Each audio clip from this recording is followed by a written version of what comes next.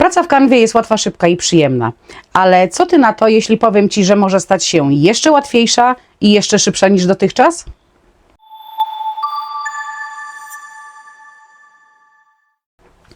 Cześć, z tej strony Iza. Witam Cię serdecznie na moim kanale. W dzisiejszym filmie pokażę Ci 10 super trików, które sprawią, że mimo tego, że Canva sama w sobie jest bardzo łatwa i intuicyjna, to praca w niej stanie się jeszcze łatwiejsza i jeszcze szybsza. Sama z tych trików korzystam i powiem Ci, że na dzień dzisiejszy nie wyobrażam sobie pracy, właściwie bez znajomości ich. Tak więc zapraszam na film. Chcesz wykorzystać w swoim projekcie ramkę. W moim przypadku jest to trapez. No i wszystko by było ładnie, pięknie, tyle tylko, że ja bym chciała, żeby ten trapez był jak gdyby do góry nogami. Niby nic trudnego, no ale jednak. Zobacz, jak przerzucę go do góry nogami, to przerzuci mi się ten trapez razem ze zdjęciem. No więc co tu zrobić, żeby trapez był do góry nogami, a zdjęcie było tak jak należy? Dodaję sobie jeszcze raz tę ramkę i zmieniam jego położenie na do góry nogami. No i teraz chcę dodać zdjęcie mojej małpki. No, dodaję go. Ups, małpka też jest do góry nogami. No i co w takiej sytuacji zrobić? A więc dodaję sobie zdjęcie gdzieś tutaj w dowolnym miejscu na swoim projekcie i następnie przekręcam małpkę do góry nogami. Mogę to zrobić albo w ten sposób, co ja zrobiłam, albo tutaj poprzez po prostu przerzuć w pionie. I teraz jak dodam tę małpkę do mojej ramki, zobacz, trapez jest do góry nogami, a małpka tak jak należy. Proste, prawda? Mam darmową kanwę i chciałabym w swoim projekcie wykorzystać tylko i wyłącznie darmowe elementy. No i co tu zrobić, żeby szybko przefiltrować i odfiltrować elementy płatne od bezpłatnych? Załóżmy, że szukam sobie żaby. No i mam tutaj wszystko, co się znajduje pod hasłem żaba. No ale dobra, mamy tutaj większość elementów z koroną, a tak jak mówiłam, ja chcę mieć elementy darmowe. No więc wchodzę tutaj na te 3 kreseczki, zjeżdżam na prawie sam dół i tutaj jak jest cena, zaznaczam sobie ptaszka przy bezpłatnych. I zobacz, co się wydarzyło. Pokazały mi się tylko i wyłącznie elementy bezpłatne. No i teraz na przykład chcę jakieś zdjęcie z żabą, no to sobie biorę, klikam i mam. Jest ono bezpłatne. Mogę też przefiltrować te elementy, żeby pokazały mi się tylko płatne. Więc wtedy zjeżdżam na dół, odhaczam bezpłatne, a zaznaczam tylko pro. I w tym momencie mam wszystkie elementy, które są płatne, tylko i wyłącznie. To też jest dużo prostsze niż wyszukiwanie zdjęć, tak po prostu, które są dostępne w całej bibliotece Canvy. No to już idąc tym tropem, mój projekt jest w formie kwadratu. No i jak widzisz, mam tutaj zdjęcia różne tych żabek. Mam i w poziomie, mam i w pionie, no ale ja bym chciała mieć zdjęcie w kwadracie. No i znowu, żeby nie przeszukiwać całej tej biblioteki wszystkich zdjęć, znowu wchodzę na te 3 kreseczki, przepraszam. Zaznaczam sobie tutaj kwadrat i w tym momencie pojawiły mi się wszystkie zdjęcia, które są tylko i wyłącznie kwadratowe. I ja sobie wezmę żabkę, jakąś taką ładną, żeby nie była straszna.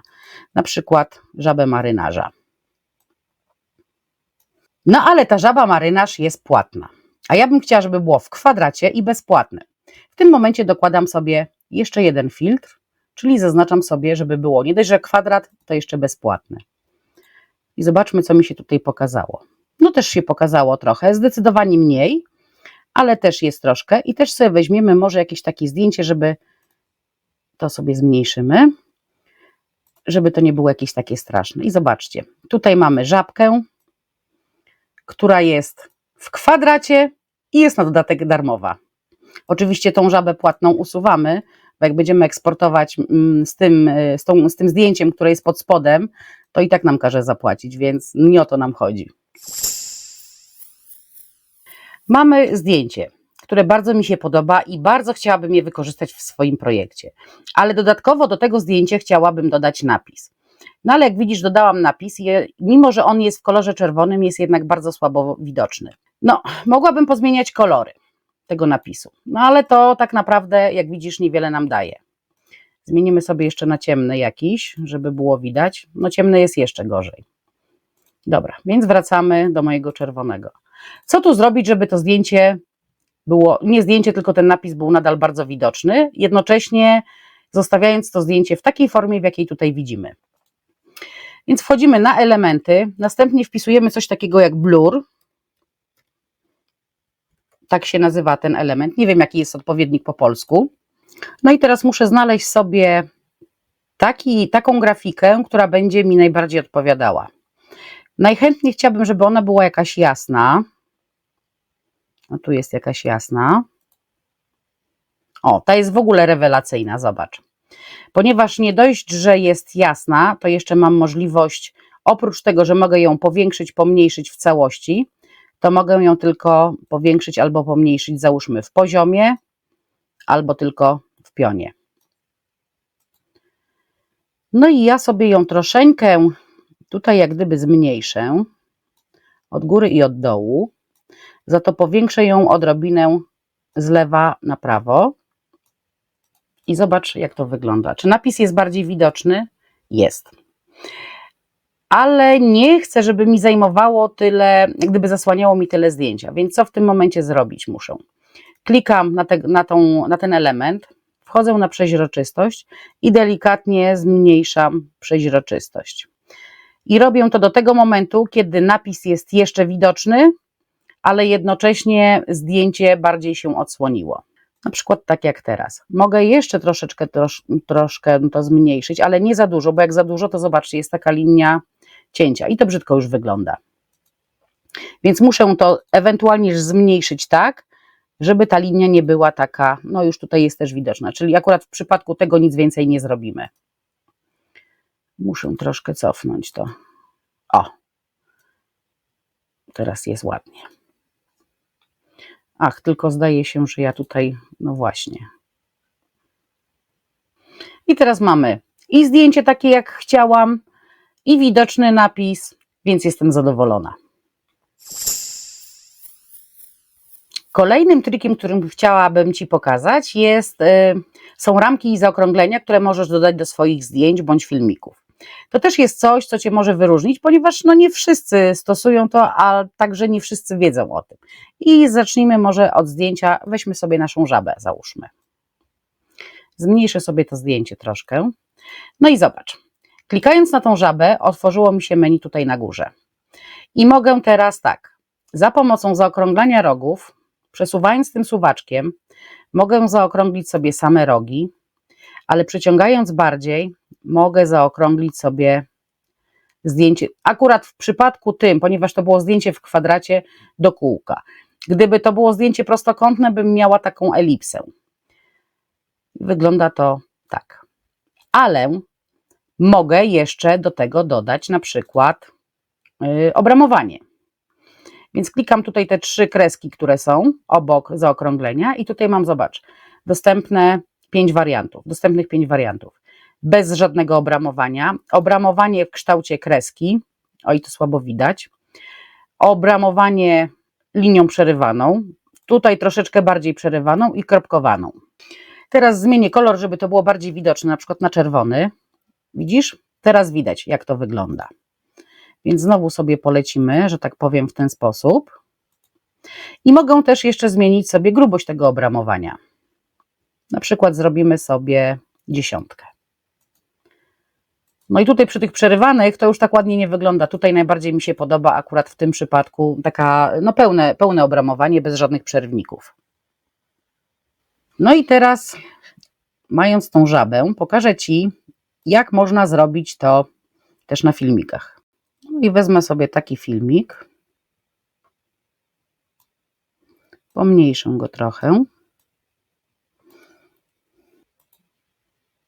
I tutaj też możemy zaokrąglić. Zobacz, jak dałam na 100, to wyszła mi elipsa, ale w poziomie.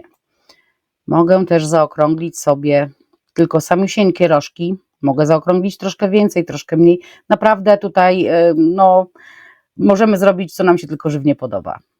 Chciałabym też dodać grubość, obramowanie, tak? I na pewno chcę mieć to obramowanie troszkę grubsze, czyli też damy sobie powiedzmy tym razem 8. I możemy nie mieć żadnego obramowania, możemy mieć też kreskę, jak widzisz tutaj linią ciągłą. Możemy mieć znowu linię przerywaną, bardziej przerywaną czy wykropkowaną. No i tutaj powiedzmy, że ja sobie zrobię tą przerywaną taką lekko i chciałabym też zmienić kolor. I tutaj sobie zmienię powiedzmy na różowy, będzie to widać nie bardzo. No to może na niebieski, na niebieskim będzie widać. No i mamy zdjęcie, mamy filmik właściwie z żabką. Ta żabka coś w ogóle robi? Nie widzę, żeby coś robiła. O, ruszyła oczkami, no widzisz. No i mamy żabkę w ramce. Prawda, że to też jest proste? A jednocześnie zobacz, jak inaczej można już te zdjęcia wykorzystać. No i teraz chciałabym Ci pokazać, jak dodać tło w formie gradientu. Ponieważ takie białe, zwykłe mi się nie do końca podoba, chciałabym, żeby ono było takie troszkę cieniowane. No więc klikam tutaj na tą tęczę w kółeczku i klikam na ten plusik, który znajduje się w tej tęczowej obramówce. Następnie, widzisz, tutaj mamy jednolity kolor, ja sobie klikam na gradient. No i akurat tutaj Canva mi domyślnie podsunęła kolor biały z szarym. No ja nie chcę koloru białego z szarym, więc załóżmy sobie ten biały kolor, zmienię sobie na kolor czerwony, a ten szary zmienię sobie na taki niebieskawy. No i tym sposobem mamy taki gradient. Ale zobacz, my ten gradient możemy zmieniać, jeżeli chodzi o styl. Widzisz, tutaj za pomocą tych przycisków zmieniamy styl tego gradientu. Możemy dodać sobie kolejny kolor do tego. Na przykład ja sobie dodam teraz taki niebieski. I też mogę zmieniać te style. Ten jest całkiem fajny. No i dodam sobie jeszcze jeden kolor. A co, żeby nie było smutno. I znowu sobie pozmieniam. Widzisz? Ale na przykład, dobra, nie podoba mi się ten kolor niebieski już. Chciałabym, żeby on był powiedzmy zielony. Więc klikam na ten kolor niebieski i wybieram sobie kolor zielony. Na przykład taki. I znowu sobie lecę. I dostosowywuję i dobieram tak jak chcę. Czyli mogę sobie ustawić styl, jak również mogę sama sobie ustawić swoje kolory. I tło już mam, na to nakładam jakieś, nie wiem, elementy. Załóżmy takie, no to jest tylko przykład, tak? Umówmy się.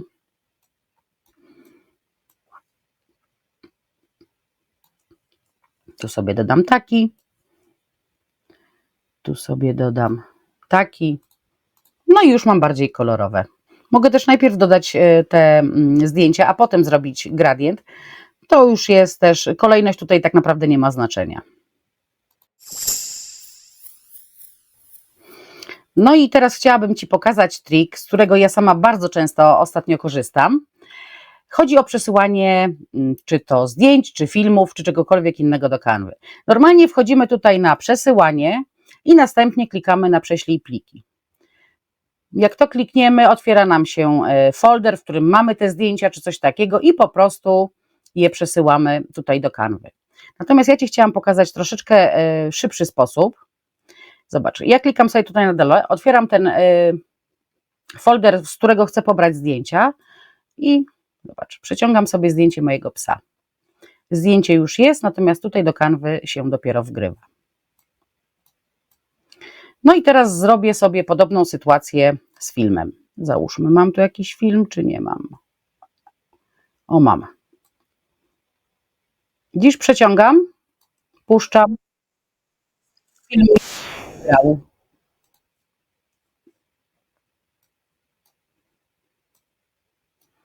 Może jeszcze coś?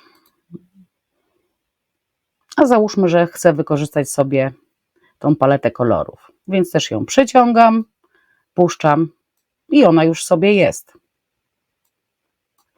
Jest to naprawdę sposób dużo szybszy niż poprzez tutaj prześlij pliki. Ja z tego sposobu korzystam naprawdę bardzo często, a właściwie w głównej mierze z niego korzystam. Już poprzez prześlij pliki praktycznie tego nie robię.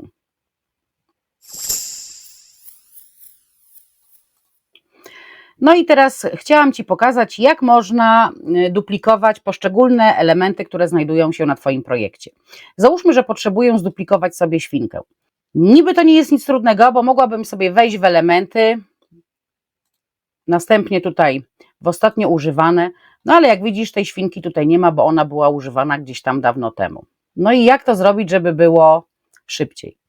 Klikam na śwince, klikam tutaj na tej karteczce z plusikiem i świnkę mam powieloną. Następnie robię to samo z tym zdjęciem, ponieważ teraz chcę powielić to zdjęcie. Zdjęcie mi się powieliło. No ale teraz chcę na przykład powielić sobie napis i tą świnkę na trawie, więc zaznaczam oba elementy, klikam i mam zduplikowane.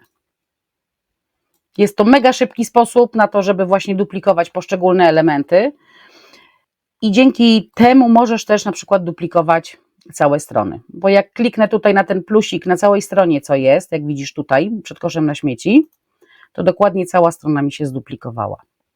Więc no, jest to fajna sprawa, bo w Canwie możesz duplikować zarówno całe projekty, jak i poszczególne elementy grafiki. Nawet jeżeli nie masz ich w ostatnio używanych.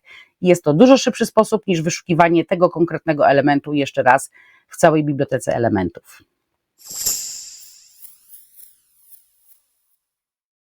No i teraz chciałabym Ci pokazać, jak w szybki sposób uporządkować obrazki, które tutaj widzimy na projekcie. One są rozrzucone. Teoretycznie mogłabym je sama brać, każdy obrazek, przesuwać, kombinować, czy mi się uda, czy mi się nie uda.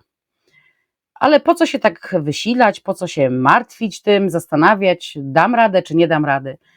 Jak wystarczy tylko zaznaczyć te elementy, następnie kliknąć na położenie i jak jesteśmy na zmianie położenia, zjeżdżamy w dół i klikamy po prostu tutaj uporządkuj. I zobacz, wszystkie elementy uporządkowały mi się w ładny sposób. To też jest mega szybkie. Dużo szybsze niż porządkowanie ręczne i naprawdę uwierz mi, że w ten sposób chyba najwięcej czasu możesz zaoszczędzić, patrząc na te wszystkie triki, które Ci dzisiaj pokazuję.